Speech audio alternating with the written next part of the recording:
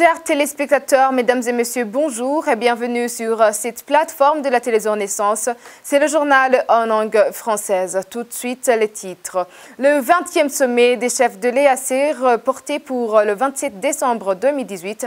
Vous suivrez les causes de ce report dans ce journal. La police tanzanienne affirme avoir tué 6 jeunes armés. L'un d'eux possédait une carte du CNDD-FDD. Vous suivrez également le témoignage d'une femme victime d'un viol collectif à l'occasion des 16 jours dédiés à la lutte contre les violences faites aux femmes.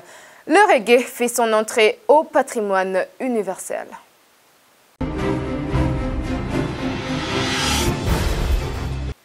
Encore une fois, bienvenue, page politique pour commencer ce journal. Le 20e sommet des chefs d'État de la communauté est-africaine qui devrait se tenir ce vendredi le 30 novembre 2018 a été reporté pour cause du quorum qui n'est pas atteint à cause de l'absence du président burundais qui ne s'est pas présenté ni représenté. Étaient présents 3 chefs d'État dont Museveni Yoweri Kaguta de l'Ouganda, John Pombe Magufuli de la Tanzanie et Uhuru Kenyatta. Le Rwanda a été représenté par Richard Sezibera, ministre des Affaires étrangères. Le Sud-Soudan était représenté par le ministre du Commerce et Industrie.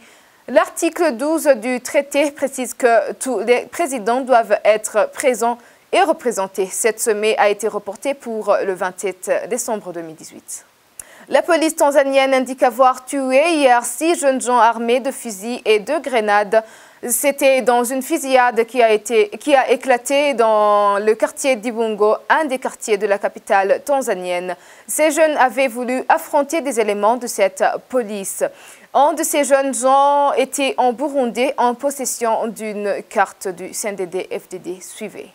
0216 239 kilichosomeka kwa jina la Teofili. La carte d'identité trouvée est au nom de Théophile Manirakiza, habitant de Lugombo. Il avait aussi une carte du parti CNDD-FDD sur lui. Il fait partie d'un groupe de criminels qui sont venus dans cette ville pour attaquer des banques et essayer de voler des sommes importantes. Ils ont été pris dans un piège que nous leur avons tendu. Et il y a eu un échange de coups de feu. Benki za hapa mjini katikati kwa ajili ya kufanya uporaji mkubwa. Page droit de l'homme pour poursuivre ce journal. Le cas de violence physique à l'endroit des enfants est devenu monnaie courante.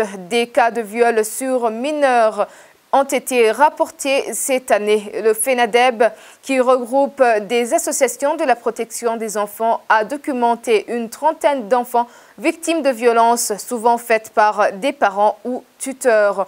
Le phénomène prend une ampleur inquiétante, comme le confirme Jacques Shimilimana, président de la FENADEB, qui a été joint par téléphone. Ces derniers jours, nous assistons à des phénomènes qui sont tout à fait inhabituels, à des crimes odieux qui sont commis à l'endroit des enfants. Et la plupart des cas qui nous sont rapportés par nos collègues qui sont sur le terrain, qui sont dans des communes, dans les provinces, ce sont des cas d'infanticide, d'homicide, de lésions corporelles, d'harcèlement et agression sexuelle, mais également des cas de kidnapping. Au début de l'année, au niveau de la FENADEB, nous avons enregistré plus de 30 cas des enfants dont leurs droits ont été bafoués par des personnes qui étaient censées les protéger. Donc c'est notamment les cas des enfants qui ont été brûlés par leurs parents, des enfants qui ont été mutilés, des enfants qui ont été tués, des enfants qui ont été violés par les professeurs ou les maîtres de classe qui devraient les protéger en premier lieu. Donc cela nous montre que la société burundaise commence à perdre ses valeurs positives vis-à-vis de l'enfant, parce que vous le savez bien que l'enfant était jadis considéré comme une richesse de la famille, comme une richesse du pays. Et cette considération commence à perdre sa juste valeur. Ce qui est étonnant, c'est que pour la plupart des cas, ces crimes sont commis par des personnes qui étaient censées protéger ces enfants, notamment les parents, les éducateurs, les responsables religieux, etc. Restons toujours dans la période de 16 jours d'activisme contre les violences basées sur le genre pour vous parler des violences sexuelles qu'ont subies les femmes et les filles burundaises en 2015 de la part des membres des corps de la sécurité et de la milice Imbonerakure. Nous appelons la victime encore Ikzobikora pour masquer son identité. Elle a été violée par 2 policiers qui l'ont trouvée dans sa maison dans la zone de Chibitoke. Jusqu'à maintenant, elle dit avoir des complications au niveau de son appareil génital.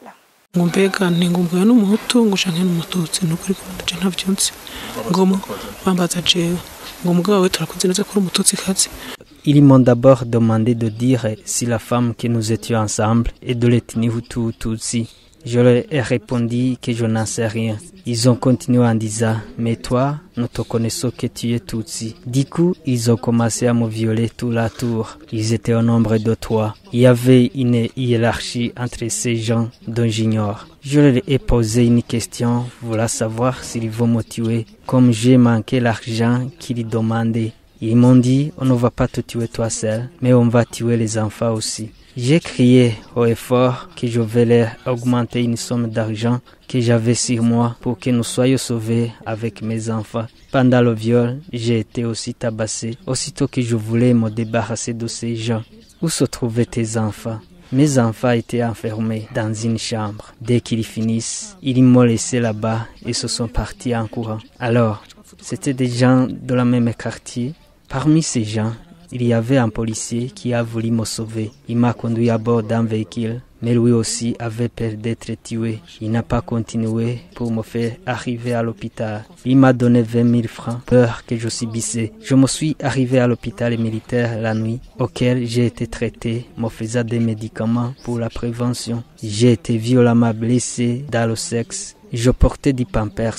Et j'ai voulu garder cet événement farouche comme tabou, même à l'hôpital. Je demandais seulement les amoxicillines. Je ne parlais pas ce qui m'est arrivé. Après 7 mois, quelqu'un m'a approché et m'a dit que beaucoup de gens se trouvent à la documentation et risquent d'être tués. Ce sont eux qu'on injectait des aiguilles et des poudres. Alors, je vais juste t'aider en te donnant un ticket. Sauve-toi, madame, tu vas rejoindre ton mari. J'ai toujours des problèmes. Je suis asthmatique. J'ai un problème au niveau de l'utérus. Peut-être que les vaisseaux se sont détruits. Des gynécologues m'ont consulté, mais ça n'a rien donné. Après des jours, je porte encore un pampers. Je saigne comme auparavant.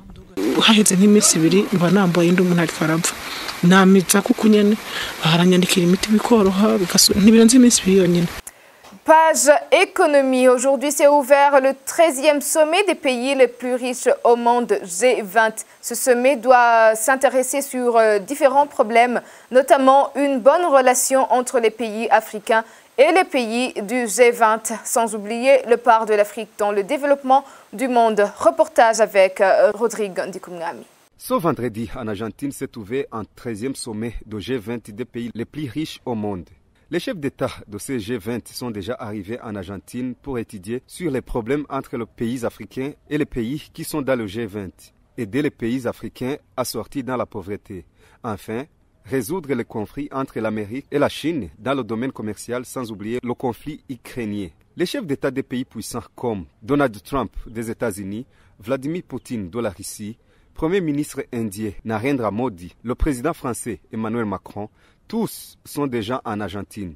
Le 13e sommet de G20 des pays riches au monde, le président rwandais, qui est aussi le président de l'Union africaine, va exposer devant les chefs d'État sur un thème, la population comme priorité. Le sommet de G20 a été créé en 1999 avec un objectif de créer un espace pour dialoguer sur les problèmes, mais aussi en cherchant comment l'économie doit être évoluée sur le plan international. Dans l'exposition des produits fabriqués au Rwanda, appelée Made in Rwanda, qui se tient à Kigali, certains Rwandais ont été surpris par la supériorité de la production locale par rapport aux importations. Certains Burundais exilés au Rwanda y voient une opportunité d'étaler leurs talents, surtout ceux qui avaient en métier. Le point avec Thierry Bikidindavzi. Dans cette exposition de produits fabriqués au Rwanda, on y trouve une diversité d'articles, entre autres des véhicules, motocyclettes, des vêtements, des objets d'art, des vins, des liqueurs, des tuyaux, ciments, des jouets pour les enfants, des bougies et autres. Les Rwandais qui ont participé trouvent spectaculaire la diversité de ces produits fabriqués au Rwanda. L'un d'eux partage son constat.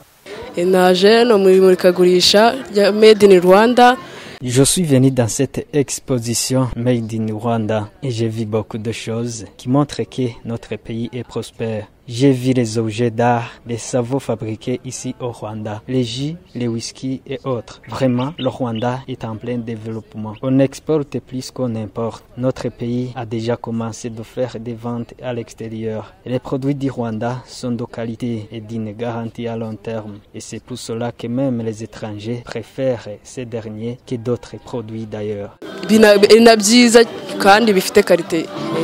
Certains des Burundais exilés au Rwanda, il y a ceux qui ont saisi cette occasion pour décrocher un emploi. C'est l'exemple d'un expert cuisinier qui affirme que son métier a pu l'aider même en situation d'exil.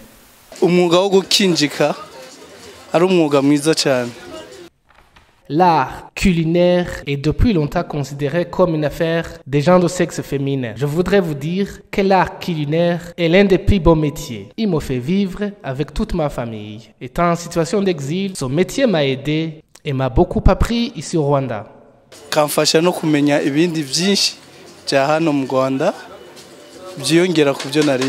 Pour cet adepte de l'art culinaire, il trouve aussi que c'est une grande perte pour son pays natal, que le fait qu'il utilise ses talents dans un autre pays est une grande perte pour son pays natal. Il aurait pu s'en servir dans sa mère patrie. C'est une grande perte pour Burundi. J'aurais aimé un événement comme celui-ci chez nous au Burundi. J'aurais pu me servir de mes talents de cuisinier et aussi faire connaître à mes compatriotes l'art culinaire qui est extraordinaire.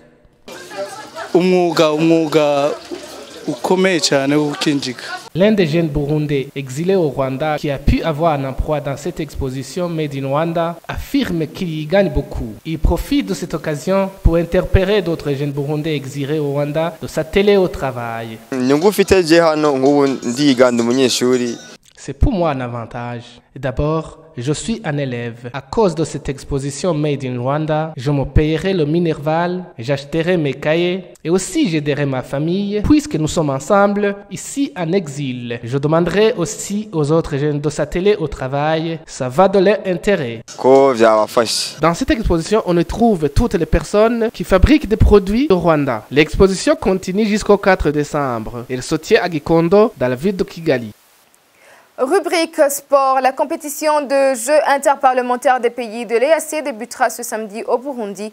Les députés burundais sont prêts pour commencer cette compétition en remportant beaucoup de médailles. L'un des députés burundais appelle toute la population burundaise pour venir encourager l'équipe des parlementaires burundais. Suivez-le.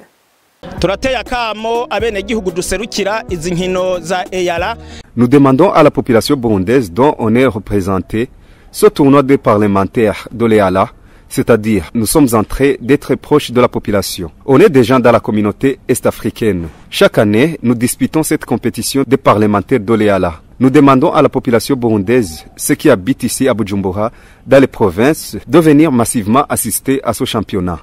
Ça va être chaud et très intéressant. C'est pas le jeu de football seulement. Il y aura beaucoup de jeux dans les disciplines différentes. Par exemple, le jeu de tir le corde et le football. Le premier match débutera samedi. C'est ce jour même qu'on va faire une ouverture de ce championnat. On commencera par le défilé avec tous les représentants des parlementaires de l'EAC. Après le défilé, nous nous dirigerons au stade de Prince Louis Rwagasore et puis le match d'ouverture de ce championnat des groupes des parlementaires sélectionnés. Au Burundi, c'est 3 députés. En Tanzanie, c'est 3 aussi. Et 3 pour l'Ouganda. Enfin, 3 pour le Kenya. Donc, pour former une équipe. hariya mu Bugande batatu hariya muri Kenya batatu gutyo ice duforma équipe. Page musique pour clore ce journal. Un peu plus de 50 ans après sa naissance, le reggae vient enfin d'être érigé au statut de musique patrimoine de l'humanité. Cette musique interdite sur les radios jamaïcaines est censurée dans beaucoup d'autres pays, spécialement ceux dirigés par des dictatures, a toujours été perçue comme une musique de résistance à l'oppression. Suivez cet élément qui contient aussi la réaction de la délégation jamaïcaine après cette reconnaissance. We refuse to be what you wanted us to be. We are what we are. That's the way it's going to be. If you don't know. We thank UNESCO for this initiative. Again, colleagues. Nous remercions l'UNESCO pour cette initiative.